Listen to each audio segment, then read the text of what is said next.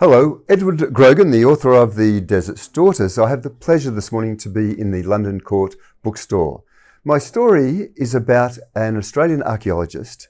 She travels to the Atacama Desert to explore her ancestral origins. Coincidentally, the story unravels the mystery of an Atacaman girl in 1535 who was escaping the ravages of a mad shaman and a pack of pumas.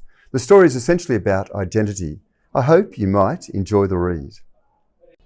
Eddie, I'm interested to know a little about you and your background. Can you tell me what's your background that led up to you being a writer? Thank you. I originally started working life as a cadet journalist with the Sydney Morning Herald. So I always had a great fascination for language and literature. And then by default decided I'd become a teacher and ended up getting a doctorate. So the doctorate became the formal work that probably resonated with wanting to explore a bit about the history of places and then write it from a very formal perspective in a tertiary education mode. And then just having the time thereafter just to write a few novels and to try to put that historical influence back into storytelling. And that really became the essence and the vehicle to writing this particular story.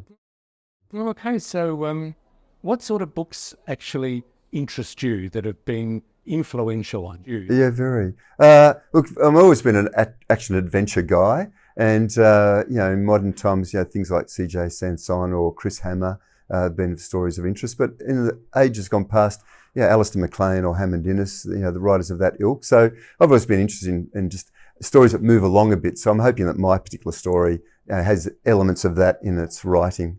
What sort of genre is it that you read? Again, it's all historical fiction. Just of an age, and there's looking how people negotiate the lives they're in at the time. That's the fascination for me about we all live in different ages, and how do people make do with the lives they've got. Eddie, would you tell me about your book? Yes, gladly. Look, the story's set in the Atacama Desert in 1535. It has two female protagonists. One is an Australian archaeologist who wants to discover her Chilean ancestry. She travels to the Atacama Desert and unravels a mystery of an Atacaman girl in 1535.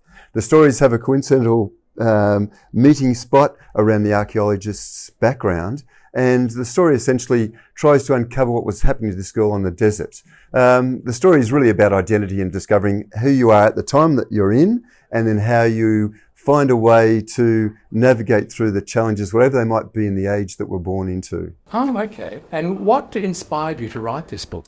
I was on the Atacama Desert in about 2017 and just woke up about 2 o'clock in the morning and just looked out of my tent and just saw this massive array of stars in the sky. And originally I was going to write a different kind of story, but that it's inspired me. So from that point, I just then wrote down 22 chapters essentially, and that became The Desert's Daughters. So that's the background to the story. What is it that you hope that people will get from this book? Yes.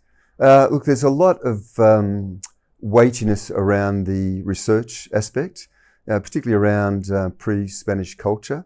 There's a lot about the geomorphology of the desert itself. There's a lot about the shamanism and the religious beliefs that people had, and how they view their lives under the conditions of a desert. And then there's also that comparable story of the other key character who's set in the modern age, and then her interest, even though it's a bit benign to start with, but then becomes a real impetus for her around her identity and where she comes from. So it's just tracing the origins of who we are, what makes us who we are in our current lives, but all of these other generations of people that have gone before us, and they all have stories to tell, which we're unaware of, but I'm trying to mirror that in a bit of this telescopic view of the past in the story I've written.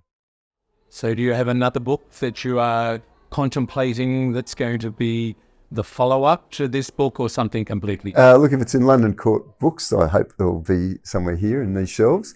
Look, I like to write different things, so I'm really interested at the moment in, really in AI and the intervention of AI in our lives. So I'm writing a particular story at the moment, which is science fiction based, but it's essentially around, how the humans of 2032 will negotiate this advent of artificial intelligence and what that might mean to human beings.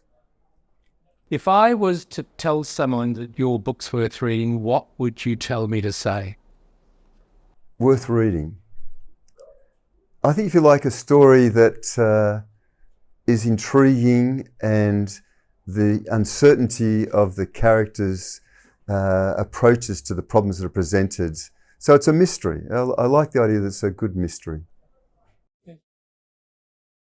Desert's Daughters is available at London Court Books or londoncourtbooks.com.au online.